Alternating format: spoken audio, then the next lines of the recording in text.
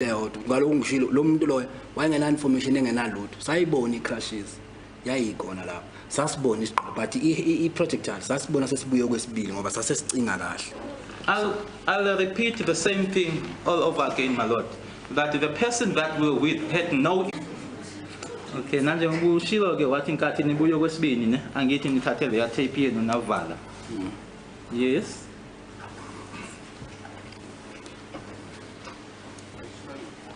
I put it to you.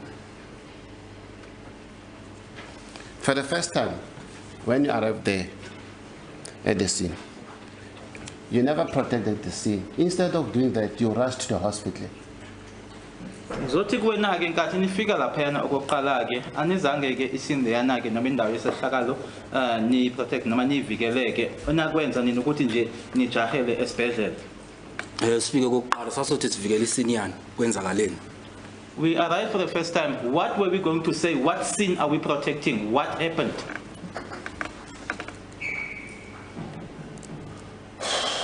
For the benefit of the doubt, I won't answer the question, but I'll put the question to what is just said, Your Lordship.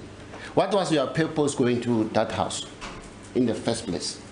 Okokuqala noma eqaleni ke nkathi niya khona lapha yana naniya nganhlosoni kwakuyini inhloso yokuthi niye lapha yana? Ukuthola ukuthi complaint it was shooting in progress. Kuyenzeka uthola icomplaint kuthiwa shooting in progress. Mawufika lapha njengalapha nje safika kuthiwa shooting in progress. Masifika lapha umalume uthi kuthiwa kudubulene la and kuthiwa bekuliwa. So angazi kwenzakaleni basesibhedlela. Okay, bambe lapho. When we receive a complaint, it was conveyed to us as shooting in progress. And we arrived there, it was said it was a shooting in progress. We asked the uncle what had happened. He said to us that it's alleged that there was a shooting, it's alleged that they were fighting, now they are in hospital. Yeah, okay.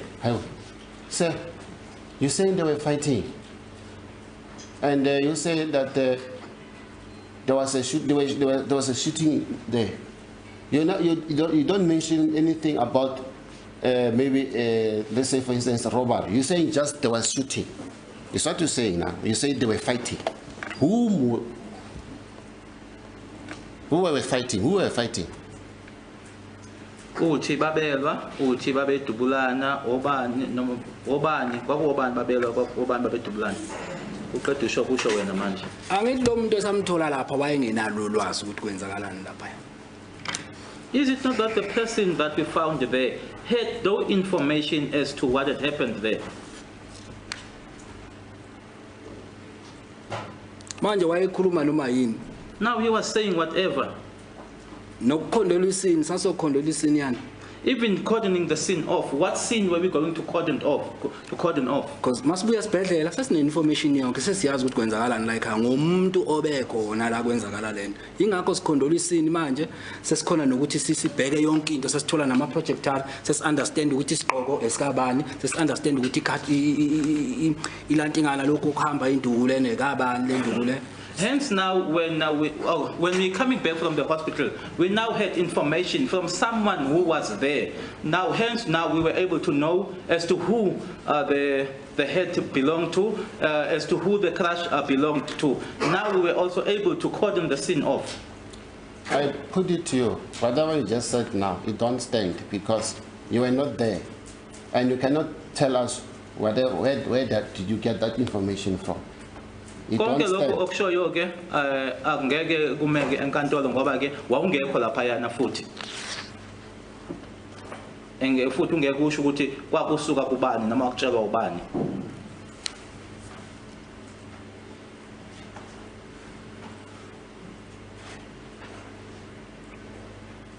Do you have a comment? If you don't have a comment, just say no comment. Uma akukho nje ungakushisho nje uthi cha akukho ngakusho. Hayi akukho ngakusho. No comment, my lord.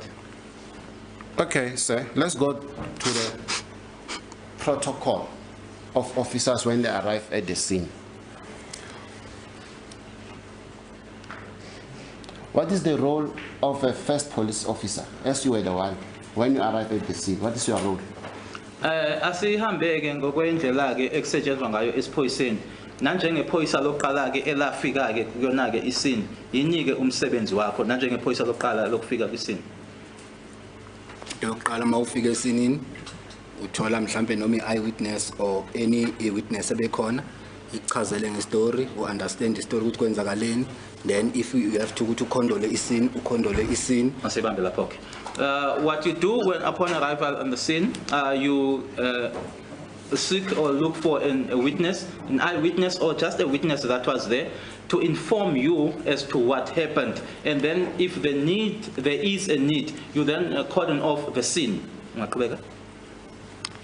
Ngoba usuya understand ukwenzakalani esini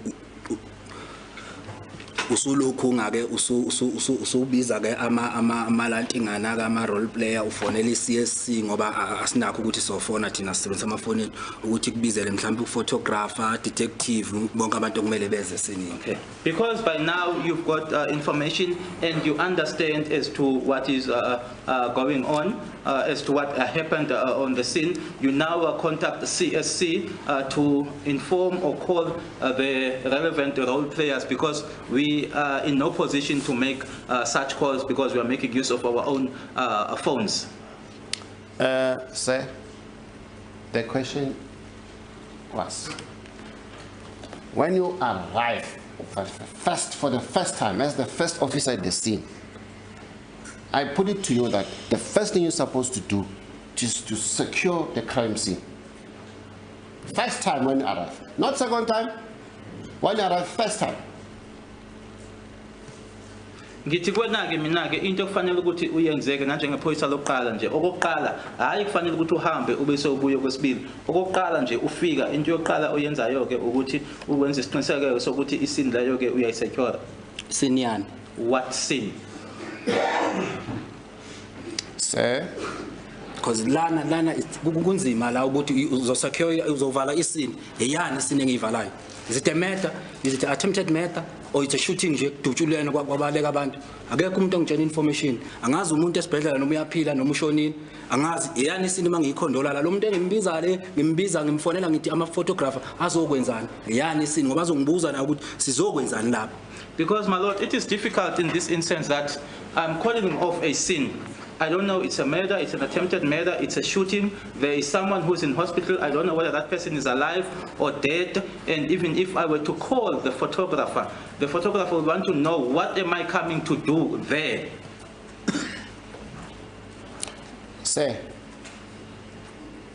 let's be on the same page. You left the scene and you went to the hospital. So you compromised the crime scene and exposed it for possible contamination. For instance, you even mentioned when you came back from the hospital, there were already people around the house. Okwenzekileke ukuthi nihambile noma nahamba ke naya esibhedleleke manje ke senivulela ke amathuba ukuthi kungenzeka noma yini ke khona lana nanjengoba ushilo kubufakazi bakho ukuthi inkathi nibuya senibuye kwesibili ke nibuya sekunabantu la ngaphandle. Lophinda ibe mude futhi ungcolele mfowethu. Ngiyabona ukube ukuthiwa nasesibhedlela ngavele ngashiya kanjalo ngahamba. Ngabe ngiyayivuma lento eshoyo. Esibhedlela ngafonela abantu before ngihamba ukuthi because ngiyazi kwenzakalani esibhedlela ngine information. Ingakho ngifonela abantu ukuthi emadoda anizongigadela la ngibuyele esinini fast ngiyovala lapha ngibona ukwenze njalo. If ukube kuthiwa ngangazi nalapho ukuthi kwenzakalani ngangeke ngivele ngishiye nje kanjalo ngangizofonela abantu because ngiyazi ukuthi kwenzakalani la ngangizobafonela into emadoda ngicela ningigadele nayo isini ngibuyelele kwabona mangibafonela lapha bazothi isini yani imithetho nki. It was going to be now a problem if I had left hospital, or I would have understood that if I had just left hospital. But now, before leaving the hospital, I contacted my colleagues because by then I had known or I had information as to what had happened. So now I was able to call them and say, gentlemen, come, or colleagues, come and keep guard here. I must rush now back to the scene because I now have this information of what happened. If I had just left the hospital without knowing and called them, they would have asked me questions. What are we coming to look after here? Sir, with due respect, I put it to you that on that evening you did things vice versa. You should have okay. Zothi kwena ke izinto nje nazenza nje ngenye indlela noma ngendlela ekungasiyona. Vice versa. Ngiyaxolisa nami mangiphakamisa mfowethu umfowethu. Mhlawumbe indlela engikhuluma ngayo.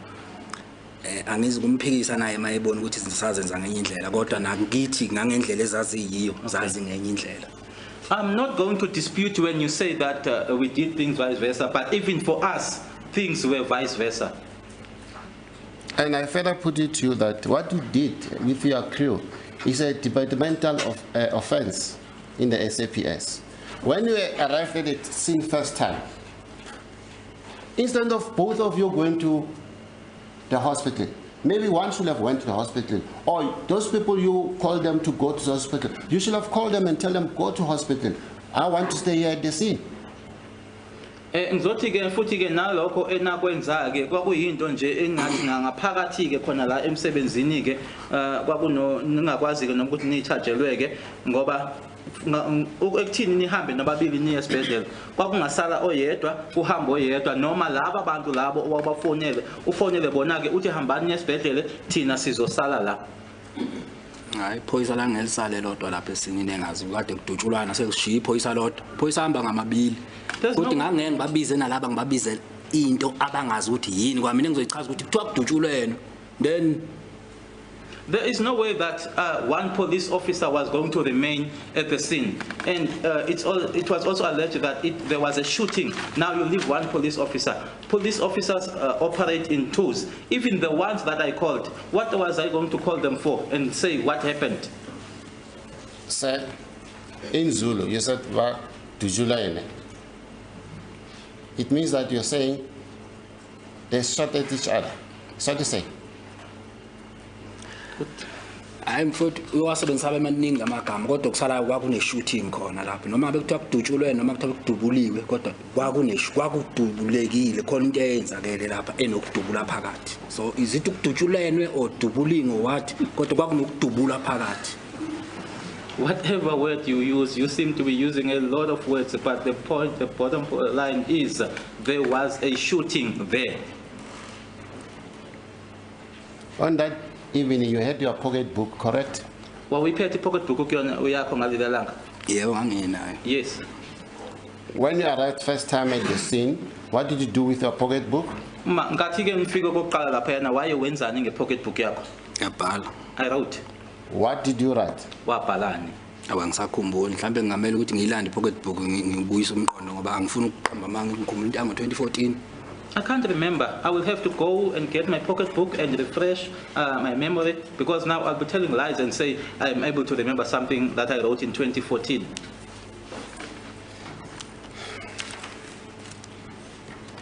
Your Lordship, with the leave the court, will make an application that the witness locate his pocketbook, but in the meantime we'll proceed. But we really need for him to locate that pocketbook. It is in the hands of the court. The state may assist in that regard, Your Lordship. There you are, Mr. Tetra. Is it possible for you to locate the pocketbook? Yebo ngizohamba ngiyocela lapha police station ngoba khona la siwabeka khona mayisephelile. Yes, my lord, I will go back to the police station and request for it because they are placed somewhere once they are full. Thank you.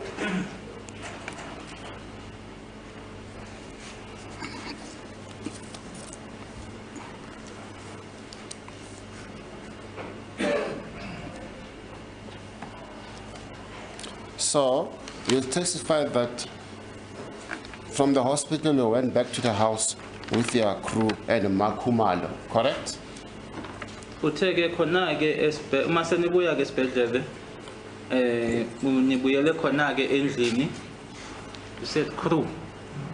Yeah, his crew, the one he works with. He knows what I'm talking about. Nihamba naye ke uMakhumalo nkathi sinibuyele endlini. Yebo kunjalo. That is correct.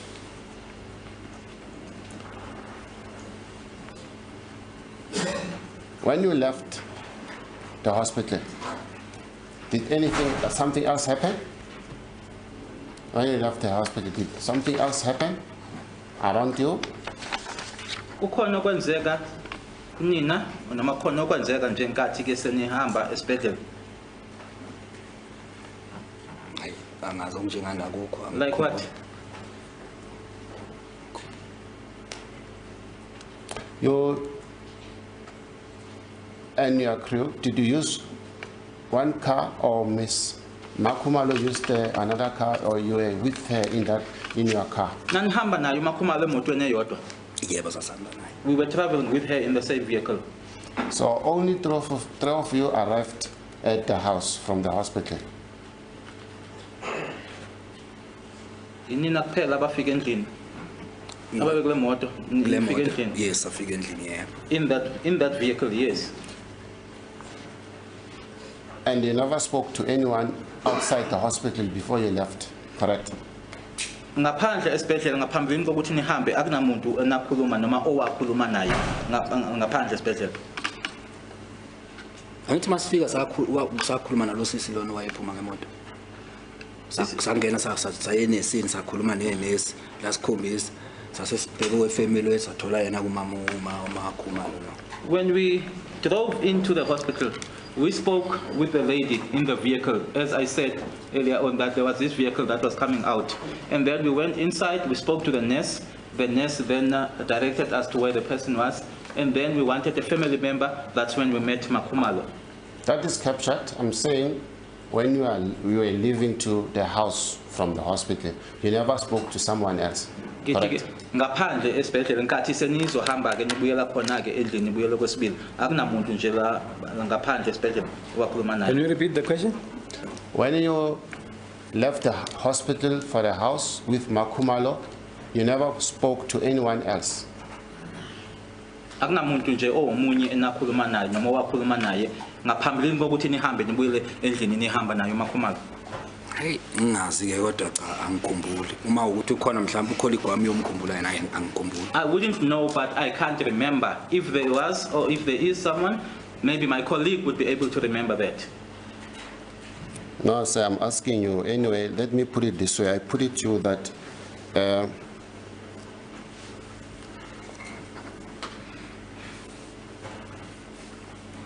so the first state witness said you took him to the house. So what he said is not the truth, right? Ufakazi ke lokuqala ke bela enkantolo ngaphambi kwakho. Ufakazini bakhe ke uthe inina ke abantu abamthatha naye umkhombisa ukuthi indlu lena ikuphi. Ingabe bengakhuluma iqiniso uma esho lokho? No, we never took anyone. I think nomsiya naye wafika namanye amaphoyisa ayithi. I think even Msiya arrived with other police, not us. Thank you for your honesty. I applaud you for that. You said, which is, I'm very concerned with this one. You said you were told that some people ran towards the park. Who told you that? Ushilo ke ukuthi kunabantu abanetshela ke ukuthi kwakunabantu ababili ababaleka beya ngasepark. Ubani owanitshela lokho? Oh, sabe mase sifika ke sabe sesithola ukuthi umakhelwane ngoba naye wayekhuluma nje ukuthi ubona abantu abawu2 bethi baleka beshona le ngasepark. Upon arrival, we then established that it was a neighbor because the person was just speaking that the person just saw 2 people running towards the park. Yeah, that's fine. You don't have to give the name because the state said we must keep names away for now. Just tell me, is that person a male or a female? Umuntu sikhuluma la ngomuntu wesilisa noma umuntu wesifazane? Okumuntu wesifazane. It was a female. A young person or an older person? Umuntu ke osekhulile noma osemusha? Umuntu omama nje. It's just a grown-up lady. Come again? A grown-up lady.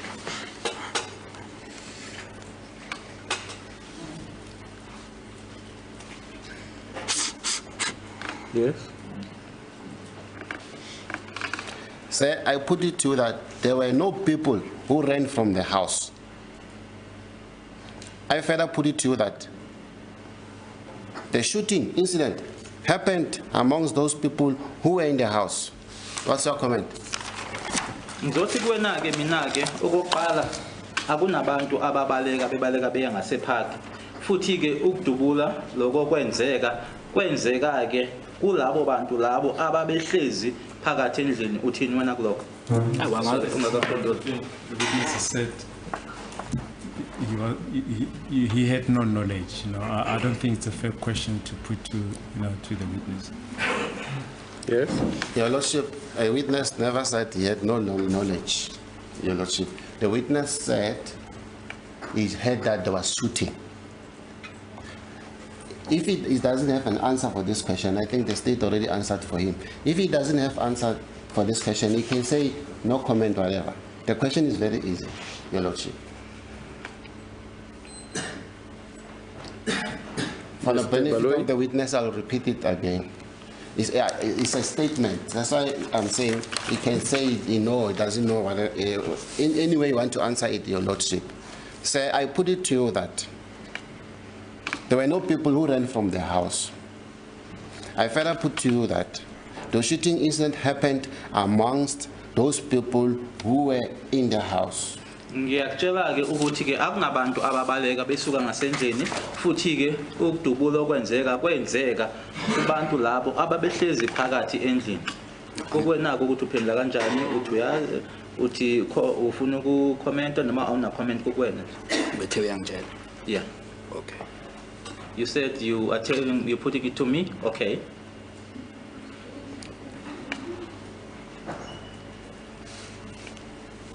Is that your answer? Impendulo yakho le. Yeah, ngoba ngangekho nami ngeke ngithi unamanga ngeke ngithi futhi uqinisile angazi. Because I wasn't there. I won't be able to say you are telling a lie or you are telling the truth. I don't know. That's a better answer because okay can be interpreted in many ways. Ingcono kakhulu ke le impendulo kuno okay.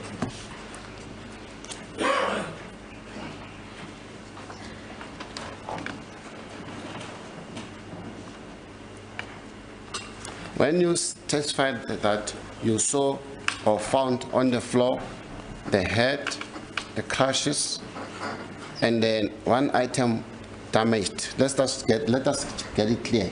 Is it a projectile or is it a cartridge? Asihlukaniseke lana I cartridge noma I projectile lena nayithola. Ayakusi I-cartridge kodwa angazi noma u-projectile igama right kodwa u-projectile yona lasimntu ngoba lokho okuphambili kwenhlamvu kodwa kwase kulimele khona. Yeah, it's not the cartridge. It's the front part of the bullet and it was damaged. So yeah, the projectile is the word. Where in the house precisely was the projectile when you saw it first time? Ngathi ke ngibona I-projectile leyo okokuqala yayikuphi nendawo endlini? Yayiphansi lapha e-kitchen. It was on the kitchen floor.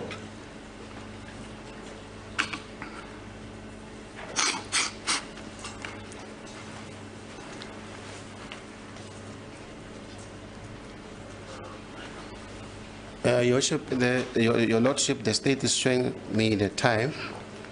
If it's the right time, we may adjourn. I'm only left with 5 questions. I'll ask them after lunch.